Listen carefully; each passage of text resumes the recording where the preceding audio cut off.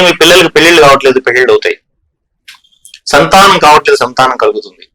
మీరు ఉద్యోగ ప్రయత్నం చేస్తారు, ఉద్యోగం వస్తుంది. అంతేగాని సంతానం కలిగిందంటే మాకు ఆడపిల్లే పుట్టిందంటే ఏం చేయలేం. ఉద్యోగం వచ్చిందని నెలకు 5 లక్షలు వస్తాయి అనుకున్నా నాకు 20,000 వస్తున్నాయంటే ఏం చేయలేం.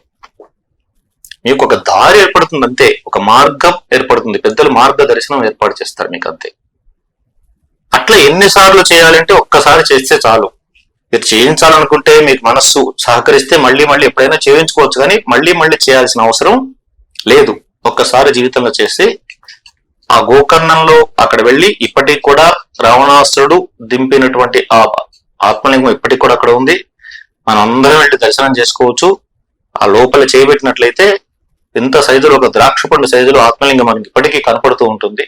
ఆ దర్శనం చేసుకొని ఈ కార్యక్రమం చేసుకొని ఇంటికి వచ్చేయాలి. ఇంటికి వచ్చిన తర్వాత ఒక 21 రోజులు నియమబద్ధమైన జీవితం గడపాలి. అంటే బ్రహ్మచర్యము, మాంసాహారం తీసుకోకపోవడము, ఆల్కహాల్ తీసుకోకపోవడము, మసాలాలు, ఉల్లిపాయలు అటువంటివన్నీ తీసుకోకపోవడము, 21 రోజులు ఈ నియమబద్ధ జీవితం గడిపి ఆ తర్వాత ఎవరికైనా ఒక 10 మందికి భోజనం, సాదాసీదా భోజనం పెట్టాలి. మళ్ళా మాంసాహారాలు అవన్నీ పెట్టకుండా మామూలు భోజనం పెడితే ఆ రోజుతో మీ దీక్ష ముగుస్తుంది.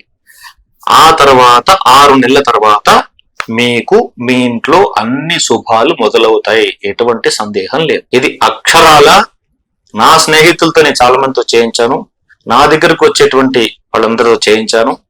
ఈవెన్ మా ఇంట్లో కూడా దోషం ఉంటే నేను వెళ్ళి చేసి వచ్చిన తర్వాత మాకు కూడా మంచి ఫలితాలు వచ్చాయి.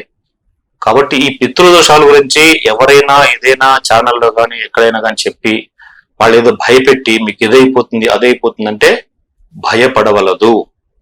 పరిష్కారం చేసుకోండి, మార్గం దొరుకుతుంది అంతే. అంతేగాని ఇదేదో అయిపోతుంది అనేటువంటి భయం మాత్రం వద్దు.